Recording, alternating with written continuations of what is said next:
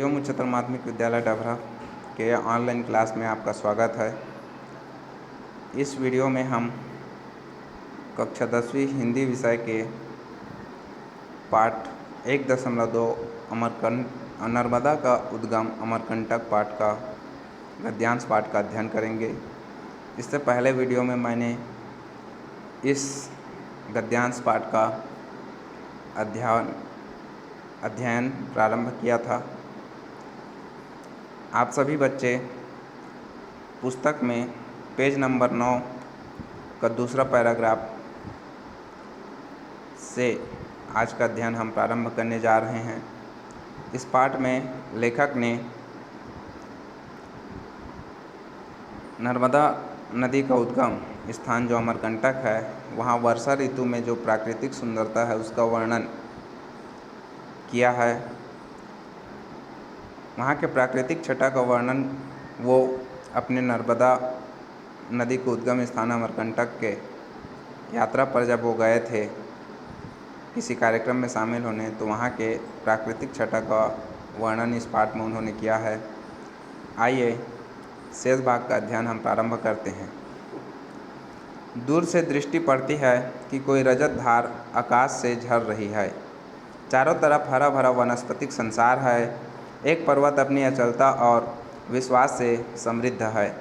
ऊपर आसमान में बादलों की छियाछितौली और धमा चौकड़ी मची है। बादल आसमान असमान ही बरस रहा है और एक मोटी जलधार ऊपर से नीचे गिरते दिखाई दे तो लगता है धरती की प्रार्थनाएं फलवती होने लगी हैं। यह धार सोन की है। यह अमरकंटक का पूर्वी भाग है जो पिंडरा रोड से आते समय दिखाई देता है। शहडोल या जबलपुर डिंडौरी मार्ग से अमरकंटक पहुंचने पर हमें इसके पश्चिम भाग के प्राकृतिक सौंदर्य को देखने का सुख मिलता है। सोन नद है। सोनमुड़ा से निकलकर यह पूर्व में चला जाता है। गंगा की सभी शाखाएं सहायक नदियों से आगे जाकर यह गंगा में मिलता है। सोन के जल के द्वारा अमरकंटक अपनी जलांजलि सूर्य को और पूर्व के समुद्र को देता है। नर्मदा के जल प्रवाह के माध्यम से यह अपनी आदरांजलि पश्चिम के समुद्र तट को देता है। दोनों ही दशा में और दिशा में इसके आसपास की ज़मीन नम होती है। यह ज़मीन का गीलापन कई जीवन की धड़कनों को पानी के रंग दे रहा है। तो यहाँ पे लेखक ने ऐसा वर्णन किया है कि जब वो पिंडरा रोड से सड़क रास्ते के माध्यम से अमरकंटक के लिए जा रहे हैं, तो दूर से दृष्टि पड़ती है, मतलब दूर से ही एक उनको दृश्य दिखाई दे रहा है जिसमें कोई रजत धार मतलब चांदी के समान सफ़ेद जल की धारा आकाश से झर रही है, ऐसा उन्हें दिखाई दे रहा है। चारों तरफ हरा भरा वन है। वनस्पतिक संसार है, कहने का मतलब वन है। एक पर्वत अपनी अचलता और विश्वास में समृद्ध है, और एक जो पर्वत है जो ऊंचा है और उसको अचल है, कहने का मतलब उसको कोई हिला डुला नहीं सकता।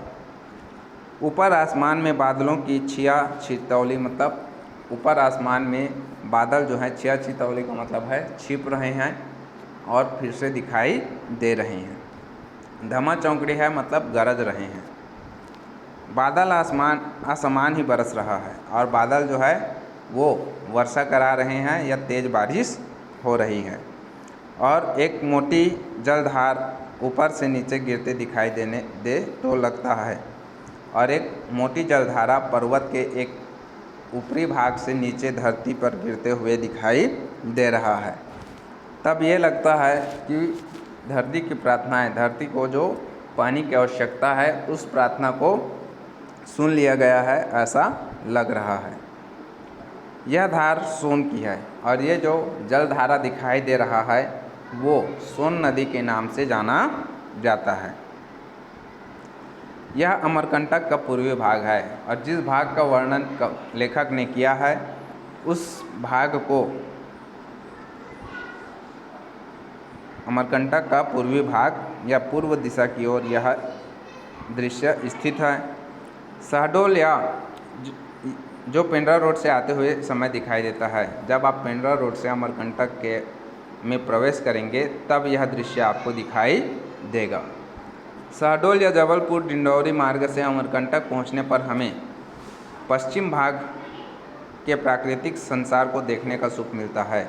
और जब आप जबलपुर या डिंडौरी मार्ग से शहडोल मार्ग से जब आप कहाँ आओगे, अमरकंटक आओगे, तो आपको अमरकंटक के पश्चिम भाग के प्राकृतिक सुंदरता का दर्शन होगा।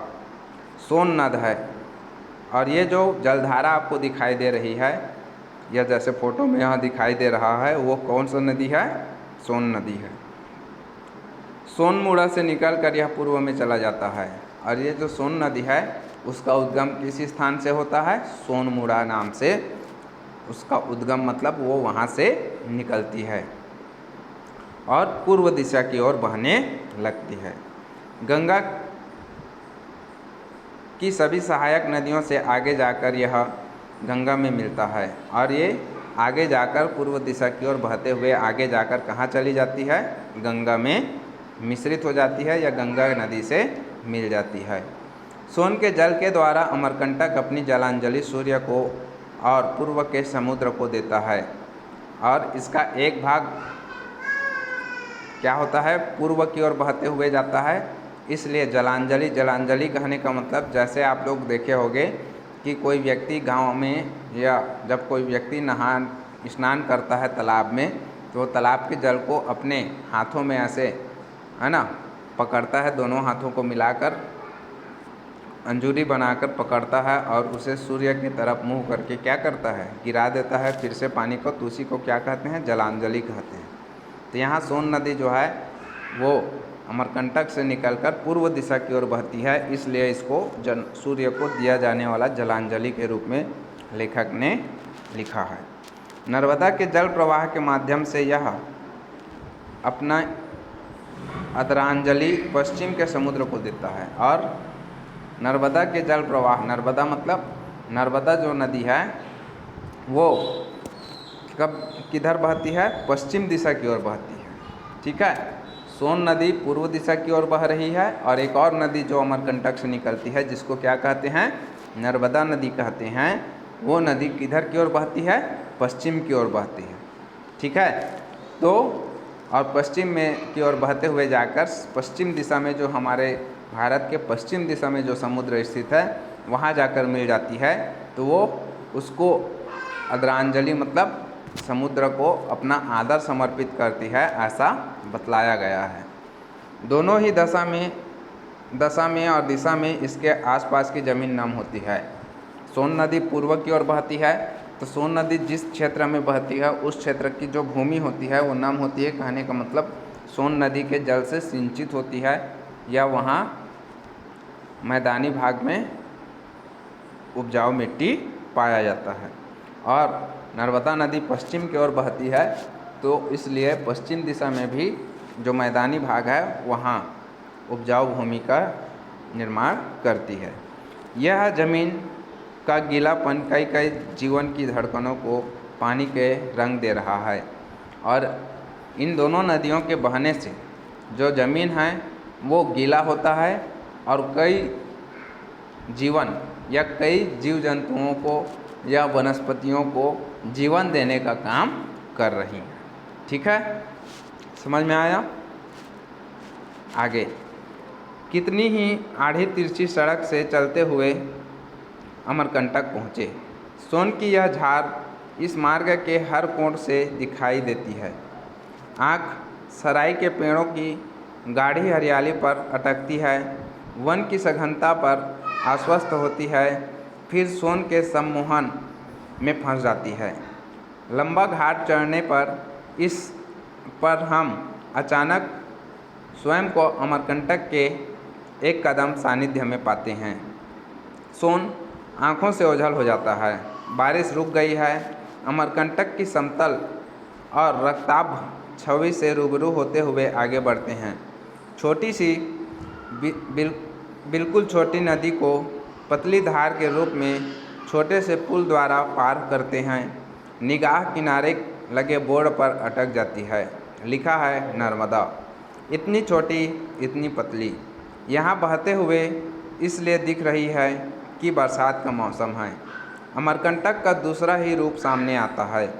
कुछ मकान हैं, मंदिर हैं, संतों के आश्रम हैं, कार्यालय हैं, निर्माणाधीन जैन मंदिर है, जनजीवन है, वनवासियों की निर्द्वंद जीवन है। टोकनियों में जामुन लेकर वनवासी महिलाएं बैठी हैं। पके आम के ढेर हैं। एक अजब शांति है। कुछ मिठाई की, चाय की दुकानें हैं। नारियल, प्रसाद, माला, कंठी की कई दुकानें हैं। लोग गरीब हैं। नर्मदा उन्हें संभाले हुए है। अमर के कंठ से निकलती जलधारा के किनारे भयानक समय में बेखबर होकर जी रहे हैं। तो यहाँ पे लेखक ने यह वर्णन किया है कि कितनी ही आड़ी तिरछी, मतलब कितने ही टेढ़े मेढ़े रास्तों सड़क पर चलते हुए अमरकंटक वो पहुँच चुके। सोन की यह झार इस मार्ग पे जब उस आड़े तिरछे या टेढ़े मेढ़े रास्ते पर जब वो चल रहे थे तो कई जगहों से सोन नदी का जो जलधारा है वो हर कोने से उनको दिखाई देती है। और रास्ते में ही उन्हें सराय के पेड़ की गाढ़ी हरियाली, जो सराय का पेड़ जो होता है, जंगली पेड़, उसके हरे भरे पेड़ दिखाई देते हैं जिस पे आँखें अटक जाती हैं। वन की सघनता पर आश्वस्त होती हैं। और वो जो वन है, वो जंगल क्षेत्र है, वो बहुत ही घना है। सघनता मतलब घना है। आश्वस्त होती है मतलब विश्वास करती हैं कि यह एक जंगली क्षेत्र है। सोन आँखों से फिर सोन के सम्मोहन में फंस जाती हैं। और फिर जब भी सोन की जलधारा दिखाई देती है तो आँख उसकी ओर आकर्षित, सम्मोहन मतलब वो सोन की जो जलधारा है वो आँखों को अपनी ओर आकर्षित कर लेता है। बारिश लंबा घाट चढ़ने पर हम अचानक स्वयं को अमरकंटक के एक कदम सानिध्य में होते हैं। और जैसे जैसे हम आगे बढ़ रहे हैं और एक लंबी घाटी चढ़ने के बाद जो लेखक हैं वो स्वयं को अमरकंटक के एक कदम, मतलब अमरकंटक के तरफ एक कदम और उसके एक कदम पास पाते जा रहे हैं। सोन आँखों से ओझल हो जाता है और अचानक जो सोन नदी का जलधारा दिखाई दे रहा था वो जलधारा दिखना बंद हो जाता है। अब अमरकंटक पहुँचते पहुँचते बारिश जो है वो या वर्षा जो है वो रुक गई है। अमरकंटक की समतल और रक्ताभ छवि से रूबरू होते हुए आगे बढ़ते हैं। और जो लेखक हैं वो अमरकंटक के क्षेत्र में या अमरकंटक पहुंच चुके हैं। और अमरकंटक का जो भूमि है वो समतल है, रक्ताभ है मतलब लाल भूमि है। ठीक है। छोटी सी, बिल्कुल छोटी नदी को पतली धार के रूप में छोटे से पुल द्वारा पार करते हैं। और एक छोटी सी नदी बहुत ही पतली जलधारा में या पतली सी बहती हुई एक छोटी नदी जिसे वो छोटी सी पुल के द्वारा पार करते हुए आगे अमरकंटक में प्रवेश करते हैं। तभी उन्हें निगाह की किनारे लगे बोर्ड पर अटक जाती है। तभी लेखक का जो निगाह है या उनका जो नज़र है वो किनारे में लगा हुआ एक बोर्ड है जिस पे लिखा हुआ है नर्मदा। मतलब वो जो नदी थी वो नर्मदा नदी थी, जो पतली सी नदी बह रही थी वो पतली नदी नर्मदा नदी है। इतनी छोटी इतनी पतली, और वो बहुत ही छोटी है और बहुत ही पतली है।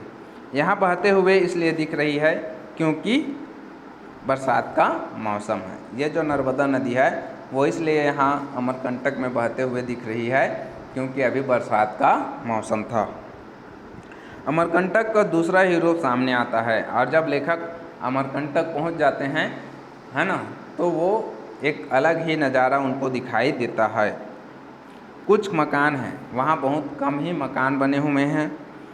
ठीक है। मंदिर हैं, कुछ मंदिर बने हुए हैं, संतों के आश्रम हैं और एक निर्माणाधीन जैन मंदिर है।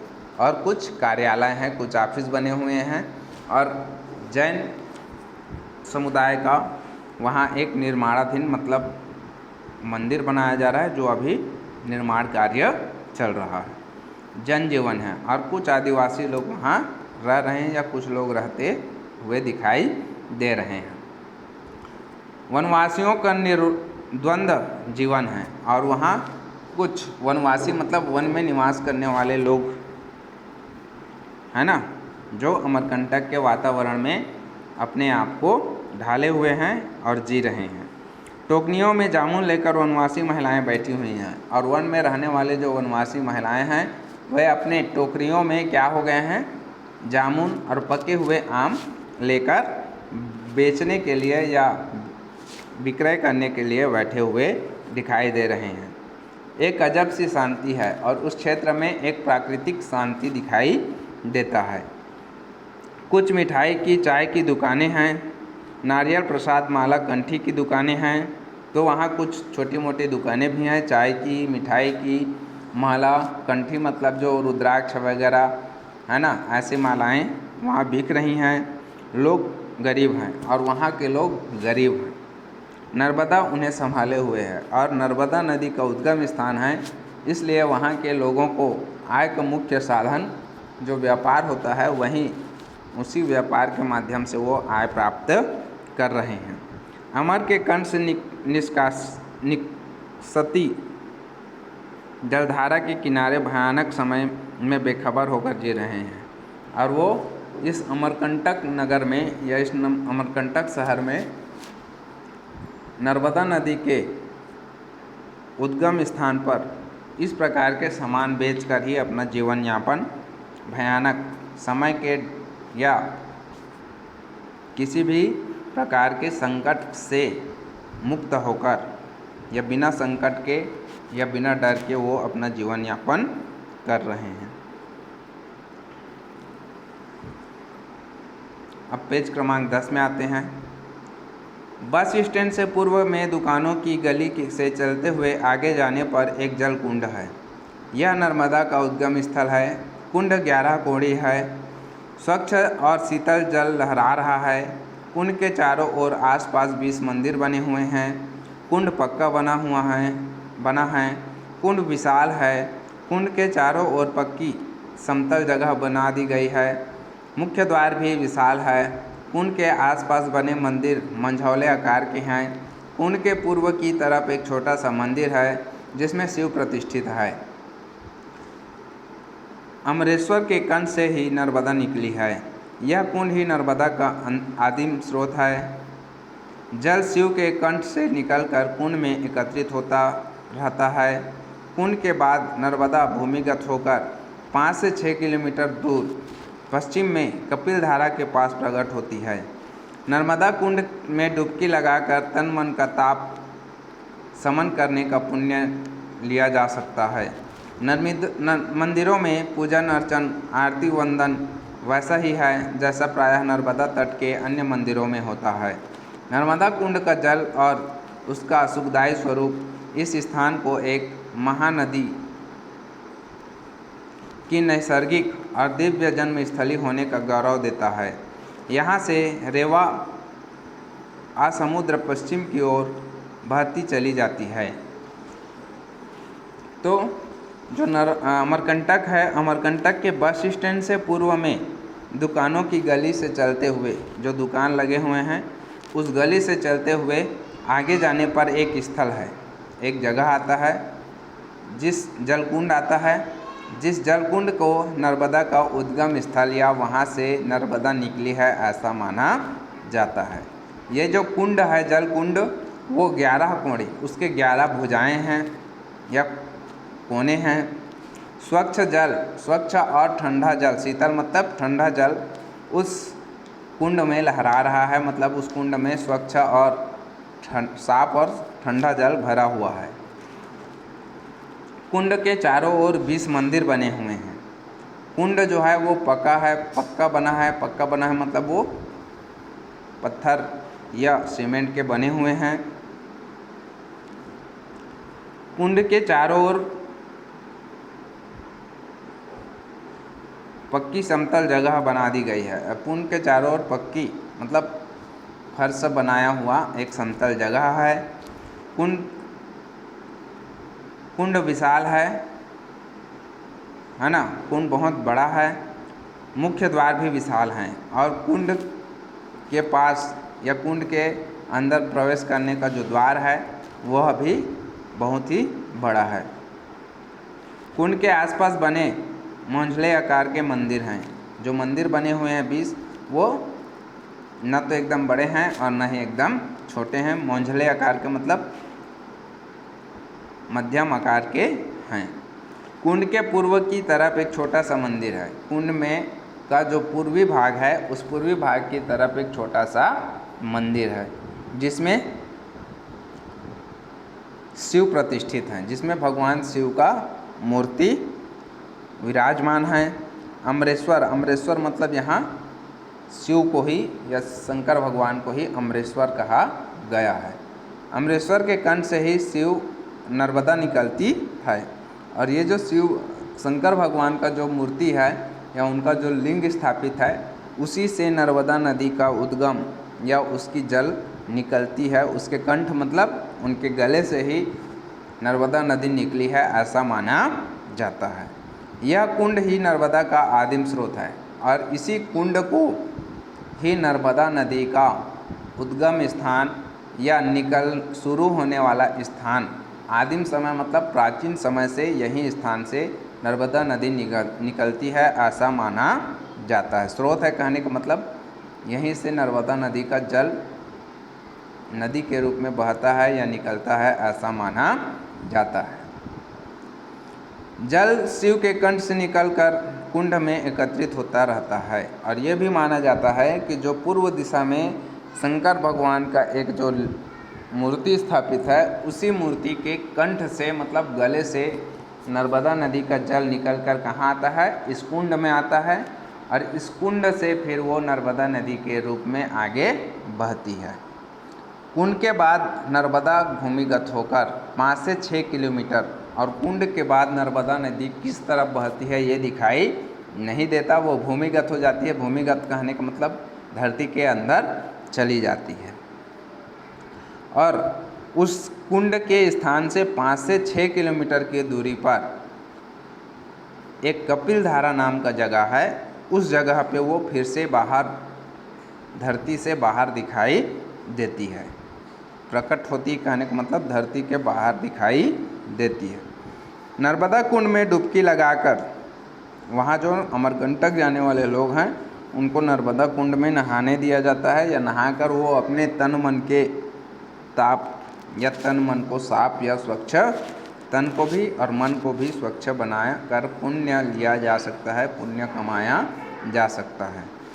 मंदिरों में पूजन अर्चनन, मंदिर में वहाँ भी जो मंदिर हैं 20 मंदिर, उनमें पूजा अर्चना वैसे ही होता है जैसे नर्मदा नदी के पास स्थित या तट पर स्थित अन्य मंदिरों में किया जाता है और उसका सुखदायी स्वरूप इस स्थान को एक महान नदी नर्मदा कुंड का जल, नर्मदा कुंड का जो जल है ना, और उसका जो सुखदायी स्वरूप है मतलब सुख देने वाला जो रूप है वो इस नदी को एक महान नदी या अच्छी बड़ी प्रसिद्ध नदी होने का गौरव देता है।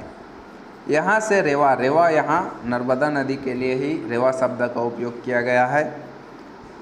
समुद्र पश्चिम की ओर बह चलती है और यहाँ से जो अमरकंटक से नर्मदा नदी जो है वो पश्चिम दिशा की ओर बहना शुरू करती है और समुद्र में जाकर मिल जाती है।